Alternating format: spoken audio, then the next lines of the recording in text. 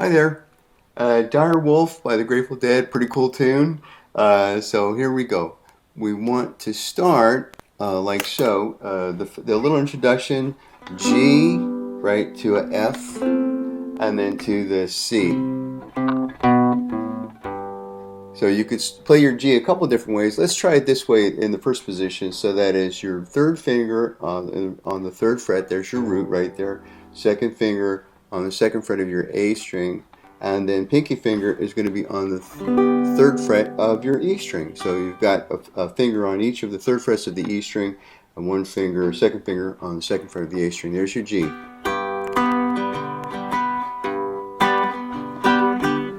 And then the next thing we need is going to be an F. So we could play our F from there,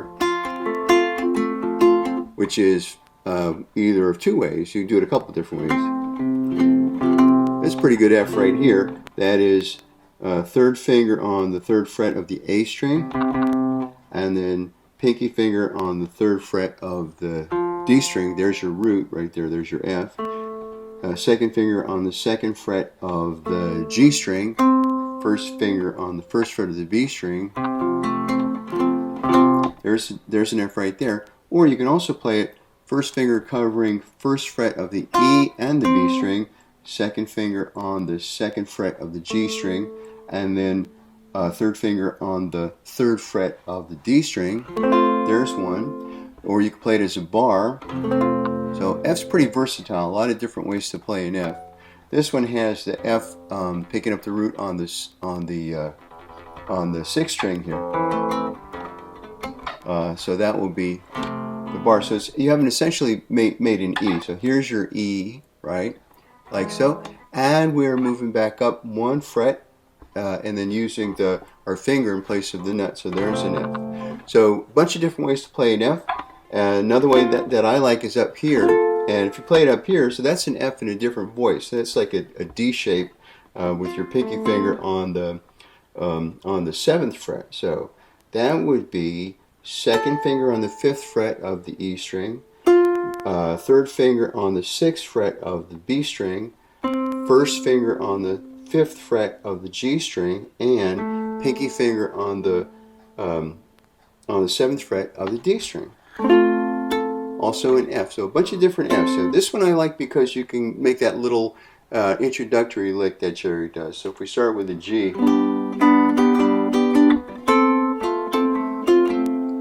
that's G, or G like so, and then to the C. You can play a C how you know, which is a third finger, third fret, second finger, second fret, first finger, first fret on the first fret of the B string. So we've got now to start with an introduction that goes.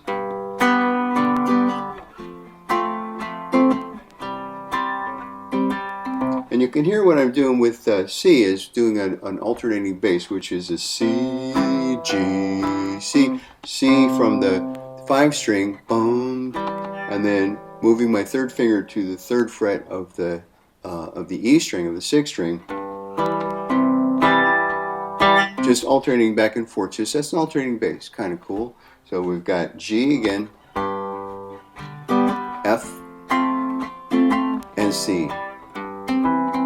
Now we're just going to walk that back down to the G. So it's going to go C, B, A, G, or C, B, A, G.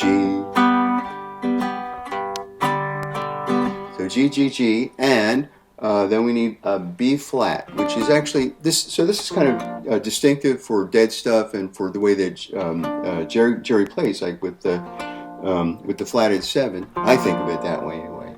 So the B flat instead of the B as the 7th.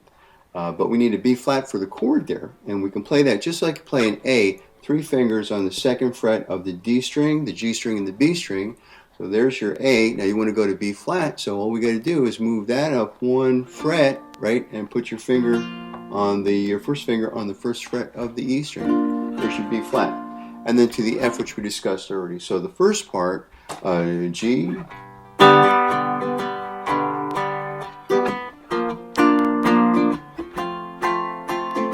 in the timbers of an wolves are running round. So So that's not bad. 1, 2, 3, 4. 1, 2, 3, 4. 1, 2, 3, 4, 5, 6, 7, 8. So G, G, G, G, G, G, G, G, B flat, B flat, B flat, B flat, and F 2, 3, 4. That's pretty much the whole thing. But we have to get to the murder me part. So let's try that from the introduction.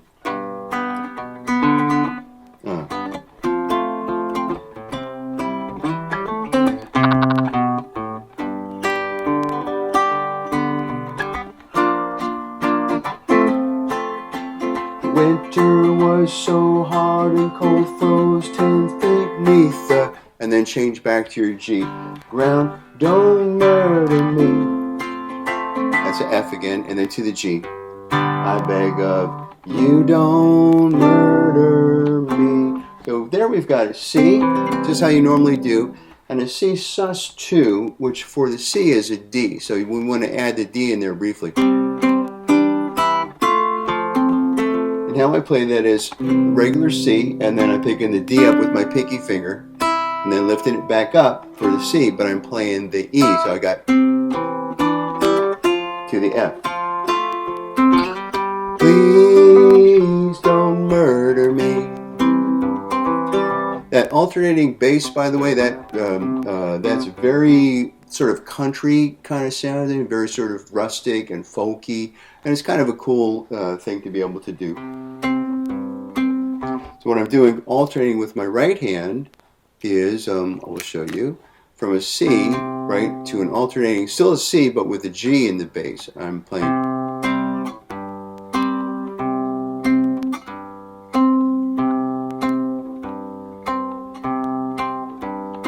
So again, from the introduction.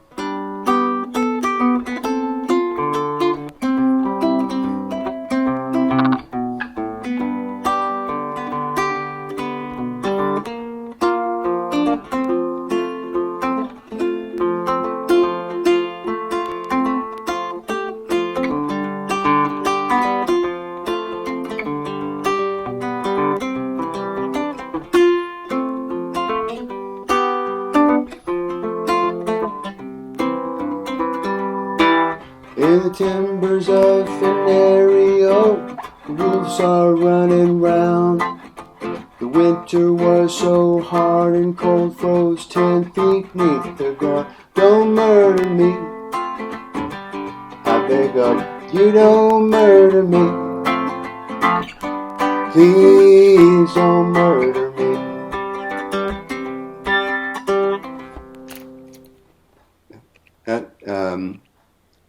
So that's the first bit, and we can discuss that more. Essentially, what you got to do is you got to get the G shape, the F shape, the B flat shape, and the C shape. The rest of it's pretty much, you know, I would say, I wouldn't call it extra, but I would call it more decorative. So if you can get those 4 chords and find a way to play them so you're comfortable moving from one to the next, to the next, to the next. It's a lovely song, not too difficult, and we'll be looking at more of this later.